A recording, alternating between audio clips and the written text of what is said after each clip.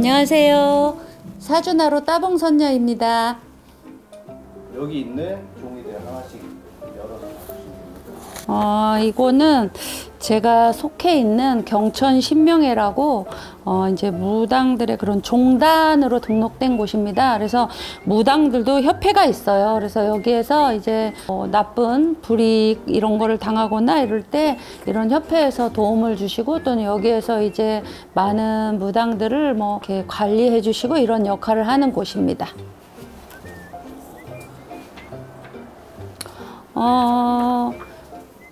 이거는 제가 신내림 받은 연도입니다. 그래서 저한테는 사실 되게 좋을 수도 있고 또 이렇게 이 연도를 생각하면 되게 슬프기도 합니다. 그래서 처음에는 생각하고 싶지 않았던 그런 게 있는데 이제는 뭐 좋습니다. 그냥 뭐 무당으로 행복하니까 그냥 좋습니다. 이거는 사실 이거는 제가 어떤 분들을 위로하는 공연을 이제 했었는데 그때 이제 이 방송국에서 나와서 이제 찍어서 제가 이제 잠깐 출연을 한 겁니다. 그래서 좋습니다. 이거 생각하면 그때 그런 기분이나 또는 제가 무당으로서 살면서 많은 분들을 위해서 이렇게 좋은 일을 할 수 있구나 이런 정도는 상당히 좋습니다. 사실은 저희는 기독교 집안이에요. 그래서 무당이라는 거는 생각을 사실은 하지는 않았어요.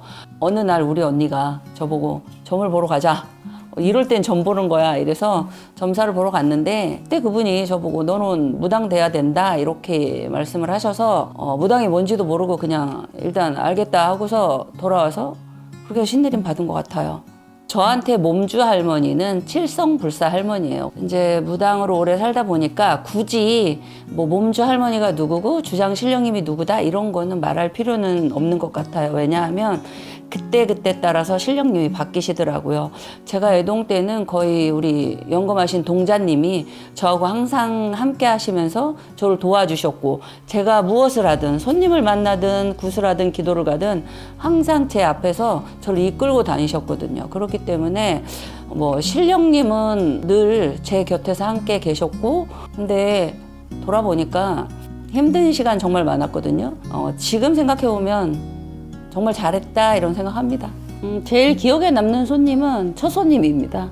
신 모시고 100일 기도가 끝난 다음에 첫 손님이 오셨는데 집요하게 그 손님이 집요하게 저를 계속 찾아오셨었거든요. 그러니까 저는 손님이 오셨는데 사실 그때 예전에 제가 처음 신 받았을 때는 지금처럼 뭐 무녀님, 만시님, 선생님 이렇게 부르지 않았어요. 그냥 보살님이라고 불렀어요. 그분이 보살님 계세요 하고 문을 두드렸는데 제가 너무 무서워가지고 손님을 대면할 수가 없었어요. 그래가지고 보살님 없어요 이러고 돌려보냈습니다. 3번을 돌려보냈는데 그분이 오셔가지고 저한테 그냥 보이는 대로 말씀해달라고 그래서 제가 첫 손님을 봤는데 너무 떨리고 너무 무서워가지고 어떻게 말을 할지를 몰랐었어요. 근데 그분이 보이는 대로 얘기해달라고 해서 그분 덕분에 제가 지금 있지 않나 이렇게 생각이 듭니다. 왜냐하면 그분이 아무 생각도 하지 말고 자기에 대해서 보이는 대로 얘기를 해달라고 했는데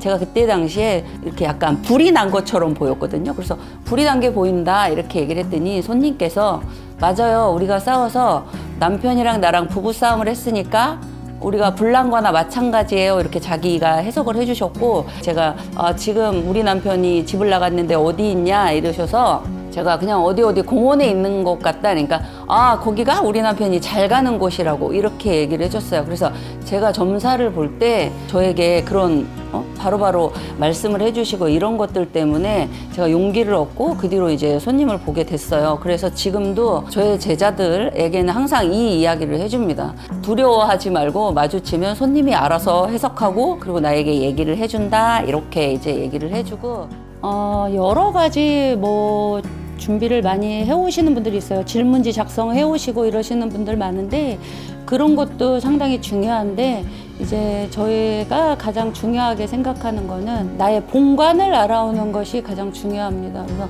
요즘에 젊은 분들은 본관 잘 모르시더라고요. 그래서 이제 본관을 알아가지고 오시면 우리가 점사를 볼 적에 우리 집안에 어떤 일이 있었는지 그 일이 어떤 일 때문에 벌어져서 지금 나에게 어떤 영향을 주는가를 알아보기 위해서 본관을 알아오시는 것이 가장 중요합니다. 점사는 무당이 점을 칠 적에 받는 것이 점사입니다. 그리고 공수는 신령님의 말씀이 공수입니다. 그래서 우리가 점을 칠 적에는 보통 공수가 나오지 않습니다. 공수는 무당이 기도를 갖거나 또는 치성을 드리거나 또는 굿을 하거나 이럴 때 신령님을 우리가 몸에 실어가지고 말을 할 수 있는 것을 공수라고 이야기를 합니다. 그래서 그러면은 점사 볼 때도 신령님이 실려서 말씀하시니까 공수가 아닌가라고 이야기를 하시는데 그때도 역시 점사입니다. 점사를 말씀해 주시는 게 다르고 공수를 말씀해 주시는 것은 명확하게 다릅니다. 이 부분을 많은 분들이 헷갈려 하시지 않았으면 좋겠습니다. 저는 첫 번째 예약을 받을 때 일단 이분이 무엇 때문에 오신다고 알려주십니다. 두 번째는 그 전날 밤 꿈에 이 손님에 대해서 미리 말씀을 해주시고 이제 옷차림을 어떻게 입었다라고 알려주십니다.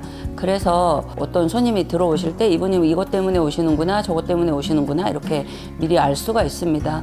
그리고 저희가 방울을 들고 재를 흔들고 이렇게 하면서 점사를 보는데 저는 사실 오방기를 신뢰하지는 않습니다. 저는 왜냐하면 오방기는 단기로 신령님이 저에게 하실 수 있는 말씀을 간단하게 주시는 거지 오방기를 뽑아가지고 그걸로 점사를 준다는 것은 사실 조금 맞지 않습니다. 왜냐하면 신의 말씀은 늘 한결같습니다.